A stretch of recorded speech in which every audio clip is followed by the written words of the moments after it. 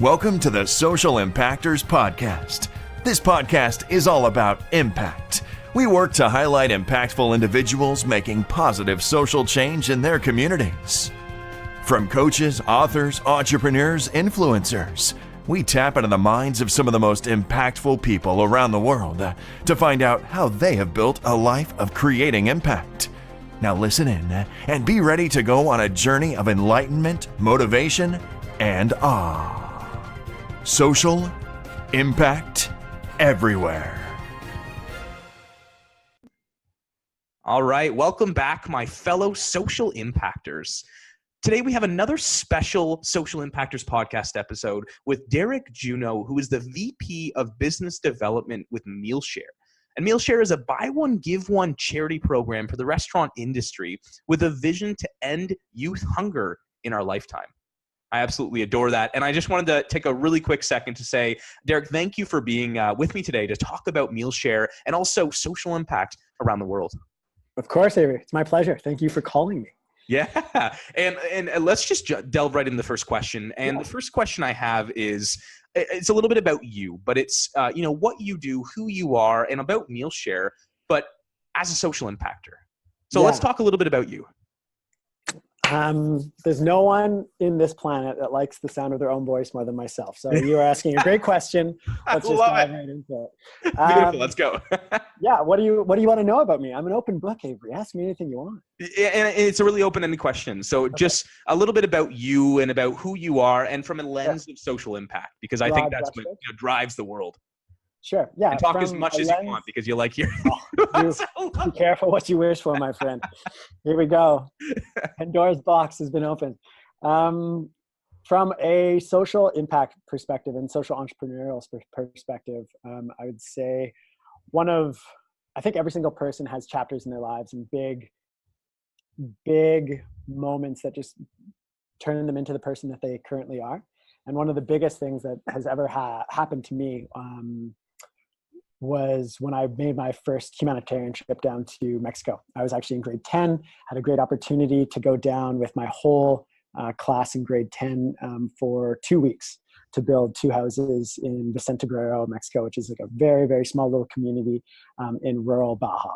And it was just that first time where I was exposed to real poverty and being like a privileged white male, being exposed at like a younger age where I was just, thinking that what everyone around me thought was super, super important and all these small things were such a big deal. Yeah. It was amazing how much my life really changed within 2 weeks. Just to see that amount of poverty, just so far reaching. Like there are all these people that are really, really working for the bottom of the pyramid, like Maslow hierarchy of needs, food, water, shelter. And those are real struggles for them. And not only that, but there's no one around them that could support them because everyone else is struggling with the same thing. And so just seeing that kind of level of poverty hit me really, really strongly. And I remember coming home and like going into Superstore, Great Canadian Superstore, and just like crying and just being like, this is ridiculous. Like this doesn't make sense. And then since then, I felt like I really had this obligation. I'm so lucky to be born into the family, into the country, into the time I've been born into. I just feel just so obligated to give back and to help. How could I not? And so since then, I've been trying to come up with a way that I can pair impact with revenue. So the way in which I make money each and every single day, if I can directly impact that with revenue, I think that I'm going to be a pretty happy person. And so I've kind of had that idea of wanting to help and wanting to give back since that age, but I never kind of formally made that kind of connection about pairing the two until I was actually traveling in Southeast Asia. We were just talking about Southeast Asia. I was lucky enough to spend 9 months over there. It was a 3-month trip that turned into a 1.5-year trip around the world, as they sometimes do. And I was in Southeast Asia asking myself a lot of big questions and trying to figure out like what my next stage of my life was going to be and where I wanted to take things and what I wanted to get out of my days, my weeks, my months, and my years. Because I only got so many of them. And that's when I kind of came to that realization that like, if I could connect the way in which I make revenue for myself to impact, then things are going to be really, really exciting. It's going to be really, really fulfilling. And that's what I want my life to be all about. And so Hugh, one of my best friends, Andrew Hall, actually giving me a call on Skype. I was actually teaching English in Cambodia at an orphanage in school at the time. And if any of you out there know me well, you'd think that's hilarious because I'm severely dyslexic, and the last person that should be teaching young children English is myself. Yeah. But I did. I had a great time, and it was around this time that Andrew kind of called me up and pitched me this idea that was just so simple, yet so impactful. It blew me away. It absolutely blew me away. And that was the very first iteration of Mealshare. This whole idea that, you're tangibly understanding what you're getting. You're getting a meal, but you're also able to provide a meal to someone else. And so just that kind of just very simplistic buy one, give one idea got me really, really excited.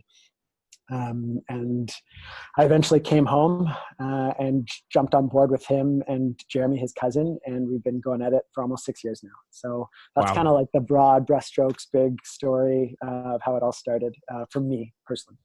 Wow. And I mean, one of the points that you hit on that's pretty important to me as well is the lens of poverty.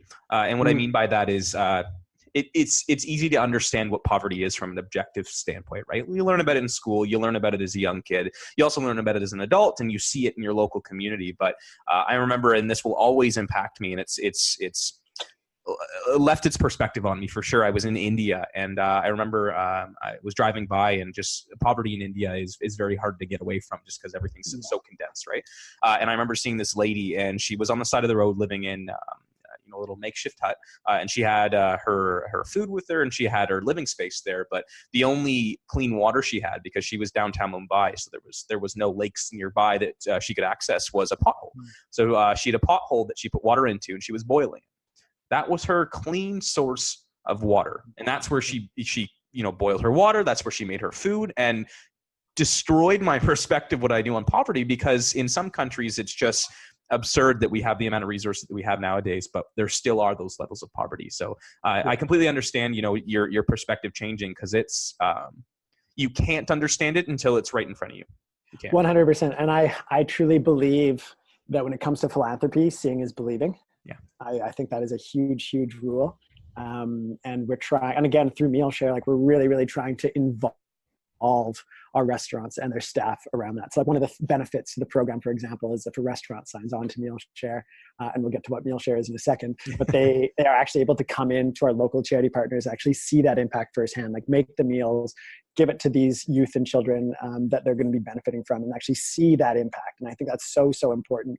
I think that's where a lot of organizations, when it comes to impact, social impact, are sometimes maybe make a misstep and don't connect their donor source to that impact, or to those stories, or to those pictures, or to those videos, however you want to do it. But I think it's so, so important, because like you say, like you need people to feel it, to see it, to really, really respond to it, because there's just so much going on. Everyone's busy. It's true though. There's so much going on in the world, right? How do you understand the perspective when you have the mundane problems in your daily life, which are so small? And I know this is this isn't a very empathetic lens, but we do have it quite well especially in Canada in comparison. But you have to see it. You have to. Yeah, there's I'm not sure if you've read the book, The Subtle Art to Not Giving. Yeah. I'm not sure if I'm allowed to swear on this podcast. That's all right. But there's a really, really good point in there when he's talking about perspective, and how if you have like an old woman who has no dealings with like anyone throughout the day, and like her biggest problem is that she got like 25 cents missing from her change back from the till, she's going to explode, because that is her biggest stress in her life. And that's for her, that's her perspective, biggest stress. So that's why she really gives a fuck for that. So it's just super interesting when it comes to perspective, right? And I think there's no better thing that a young person can do, but go travel, go see different perspectives, and really kind of frame your life in a good way. Yeah. No, travel did it for me. That was what really changed my perspective. Incredible. Yeah, I think the Europeans have it all figured out, where it's just so ingrained in their culture to go and do a gap year, like after high school or after university, just go see how the rest of the world, how other people are living. And it can serve you so, so well, because I don't know, we spend 12 to 16 years of our lives educating ourselves on the external world, but we're very rarely looking internally on ourselves and trying to figure out who we are. which is, I think, one of the most important things you can spend your time on, but no one is. It's madness. It's crazy. Yeah. Yeah, no, that's true. That's true. There's not a lot of reflection that's taught in school. No, personal development is one of those things that I think should be a course all the way from grade probably 3 or 4 all the way through university. It should be like just so people are very disorganized as is, and there's no course to kind of like how to organize your life. There's like little things that people pick up, and I think business school is a really good way to try and figure out how to organize your life. But I think once you master that, there's that whole organization of your like self and continual improvement, and things that you should be running through, like self retreats every year, every quarter, every 6 months, whatever you want to do, but just making sure that you're taking time to reflect on you is huge. You have to. That's the only way forward. Yeah. Only way forward. So this is going to be a hilarious question because I already know the answer to it, but I'm going to ask it anyways. So it's on the lens of positive impact in your community, but through social business. So do you believe that social impact, let's say, or social business, do you believe it's an important part of how business is? Yes. I think, yeah, you knew that answer coming out of the gate. Yeah. And just to elaborate, I think the way in which business is set up right now is that we've been given rules to play by that we should never have been given those rules to play by. And that has left us with a lot of problems that we're starting to see and face and that are starting to come to head. And that is really concerning for our generation and the next generation because we're left to salvage a lot of issues. And so because these rules have been set and people are still playing by them, I think it's on individuals to say, you know what, like that's a low standard. We don't want to play by that standard. Those rules are too loose. And if we keep doing that, we know what's going to happen. And so I think social impact, social entrepreneurship is kind of bringing the bar up, trying to say like your old rule was it's the bottom line. It's making money. That's what it's all about. That's the end game. And I think social entrepreneurship is kind of like, again, raising that bar and saying, no, like this is a triple bottom line, or there's all these other things we really need to focus on. And like a business that just makes money is not a good business. No. And I think people are really starting to realize that. And I hope that in the future, we won't even have to use the term like social entrepreneurship. We'll just say entrepreneurship. We won't have to say social impact. These keywords that we're so focused on right now will just be a part of business again, because people realize like, oh, how could I ever run a business without taking care of my community, without looking at the externalities and giving back? Like, how could I do that? That doesn't make any sense. Why would I ever do that? Yeah. But that's the way things work now. But I think change is happening, and it's so inspiring to see what people are doing all over the world with social impact organizations. And I mean, the funny part is it's kind of obvious that that a business should have, impact not just on a profit, but an impact on a local community, extended community, the environment, a social purpose or a social mandate. Because if you don't do those things, your business will never last. People will eventually see through it. Yes, you could survive for a while. There's loopholes and things, but it never survives. It doesn't. And I mean, I just did a podcast with a gentleman who works in an investment firm, his own firm, and he talked about how outrageously socially driven investments outperform traditional investments, like outrageously outperform. And it's the truth, right? Because they're risk adverse and they're also in the right industries, right? They're in the right people. They do the right things, and that all encompasses it. And there's that whole element of intrinsic motivation too. Like, again, like I think about all of our employees with Mealshare. I think about myself, and like you've got the days, the weeks, and the months, and there are sometimes you're head down, working your butt off, and you get to the end of a week, and you're like, man, that was a long week. That was tough. I'm tired. Yeah. But in the end, you know that that's going towards something, that's benefiting something, someone, something, and that is so inspiring. And I think for these investments, for these organizations, like people are just so much more intrinsically motivated to be successful and to make things work. It's fantastic. Yeah, no, I couldn't agree more. I love this. I know it's a wave now, but I love this wave of social business and social purpose. And like you said, I hope it turns into something that's a little bit more ingrained, but I'm going to ride this wave as long as we can, because we got to get to a better place. We got to get to a better place. Yeah. That's awesome. So last question. And the last question I have is actually about your advice. So I'm curious about this because you've run, 6 years, you've run, co-run Mealshare, and you've been in this world for so long. But for anyone who's interested in an industry like that, or just to run their own business that's socially driven, what's your advice for them to start doing it? Well, I can hear our two co-founders, Andrew and Jeremy, just whispering in my ear exactly what to say. And it's like what they talk about all the time. Whenever we do panels or anything like that, or any kind of talk, it's always the same thing. We've got so much advice, but the main thing is just start slow. People, are so focused on perfection and getting it right, and kind of selling the farm and then jumping into it, into the deep end right away. And like for Mealshare, for Andrew and Jeremy, and then like 4 months later, me joining, it was just like this little project. We had this like cool idea, and we just like kept our jobs, but they both kept their jobs. Andrew was working for Deloitte, Jeremy at PwC. And when they could, they just take an hour or two a week and just continually refining things and being like, okay, like this is how we do this. And then they, business model canvas, if anyone's familiar with that resource, it's fantastic, but just get outside the building. Like go talk to the people that would be your customers. Like who's going to buy this service? This product, who's going to use this service? Go talk to those people and say like, what do you think about this? Like, what's your opinion here? Can you give me any feedback? And that's how Mealshare was originally born. Jeremy and Andrew went in for just like a casual conversation with a restaurateur in Calgary. They just wanted to get some feedback, and they came out of the meeting basically saying like, we want to be the first 2 restaurants that do this, like sign us up. And then, hey, we have a great picture of them, like took a selfie afterwards, because they're blown away because they don't have a service yet to sign them up with. They have to go create one now. Like we have parts of it.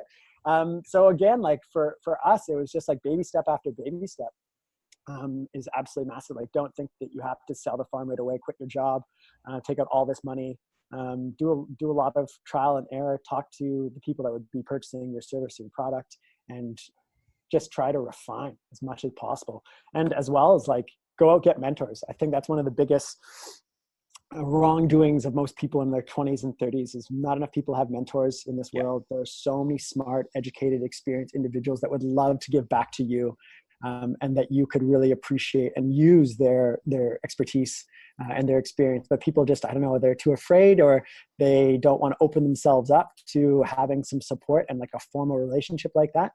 There's a resource that we talk about all the time whenever I do public speaking. I always mention it. It's called Lessons from My 20s. So there's an amazing social entrepreneur named Ryan Ellis who wrote this great PowerPoint deck, and it's a PPT. You can actually download it for free if you just go to Google and type in Lessons from My 20s. I'm not sponsored by this person. I just love the resource. No sponsorship. No sponsorship at all. Don't worry. And it kind of just like breaks down a lot of like advantageous aspects to life on a personal level. And one of the chapters is mentorship. And they've got some really great suggestions on how to get mentorship and how to ask questions and what questions to be asking. And I think that's really important. So yeah, don't be afraid to start. Baby steps, ask a lot of questions, get mentors, and yeah, just have fun. Make sure you're having fun the whole time, or else things aren't going to last. Yeah, I mean, what's the point if you're not having fun, right? Might be hard, but deep down, it always has to be fun.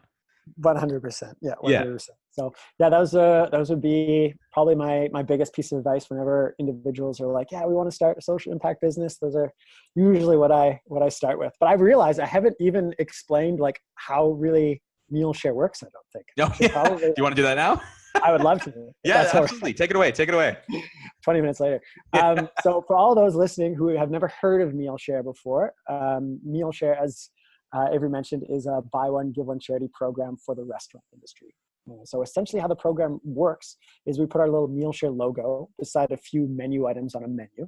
And if you, a conscious consumer, were to come into one of our restaurant partners and order one of these Mealshare branded menu items, you would be getting your meal that you ordered just like normal. But you're also providing another meal to a youth in need. No extra cost for you, no extra action needed. Just simply buy a meal, give a meal. And so that's like the simple premise of it all. And so for restaurants, the restaurant, not you, that actually provides that extra meal. So for them, they get a lot of other incentives, benefits to the program, value-added services that I kind of mentioned already, a few of them.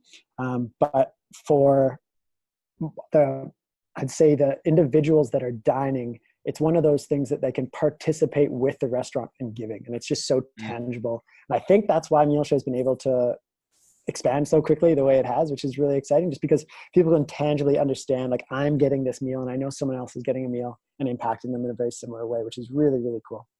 And where are you based out of? I know it's specifically in BC, but where else is Mealshare available? Yeah, so we're in 43 different locations across Canada. So we're in all the major cities across Canada, and we're just breaking out into the States right now. So Texas is our first state that we're expanding into right now. So Austin, San Antonio, we're going to be launching Dallas soon, which is exciting. That's awesome. But yeah, it's been amazing. It's been almost 6 years now, and we've, just by getting people to eat delicious food, we've been able to provide over 2.5 million meals to youth in need, which is, it's just so cool. And staggering.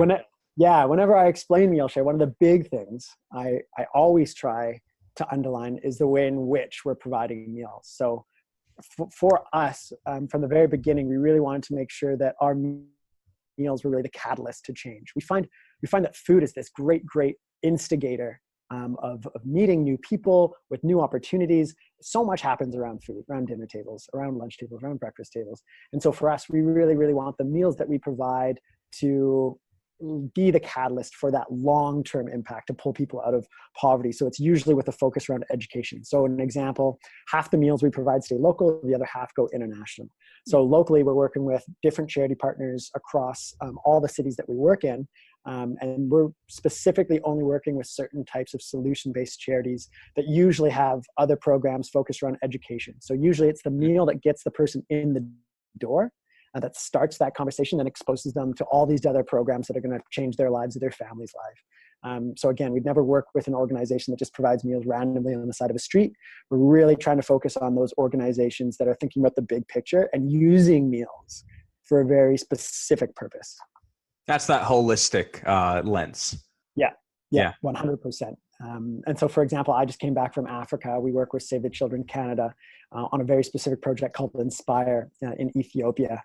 And we're one small part of this amazing initiative across Ethiopia. And what we do is we're actually providing meals to infants that are coming to these health clinics suffering from SAM, severe acute malnutrition. And so basically trying to get them back to a really, really healthy weight. And then again, like meals, the thing that usually gets the mothers or the fathers into this amazing plethora of opportunities when it comes to Save the Children and all their different programming. So it's like these families are coming for meals, yes, in a very dire time, but they're getting a lot more than that. At the end, they get a lot of education and access to all these other community groups and programs that are changing communities down there. It's just so inspiring. No, that's really inspiring. And where can people then find more information on, this initiative, but also what just Mealshare does as a company? Yeah. So easiest way to find out about Mealshare is just go to our website, mealshare.ca. Don't go to mealshare.com. We don't own that yet. Mealshare.ca. And then, Inspire initiative, going over to Save the Children. They've got some amazing information on their website, Save the Children in Canada. That's amazing. Yeah. Derek, I just wanted to, end the podcast with saying, a big thank you for taking time with me today to just talk about what Mealshare is and everything that you're doing. And keep killing it. Honestly, I'm loving that. Thank you so much, Avery. I really appreciate it. And thank you for what you're doing. I just love the fact that social entrepreneurship, social impact, people are really starting to wake up, and it's individuals like you that are exposing them to these alternative ways of like running a business, running organizations that are having a huge impact in people's lives. So same goes to you, man. Ditto. I'm going to make sure that doesn't go straight to my ego, but it might. I'm just kidding. Yeah.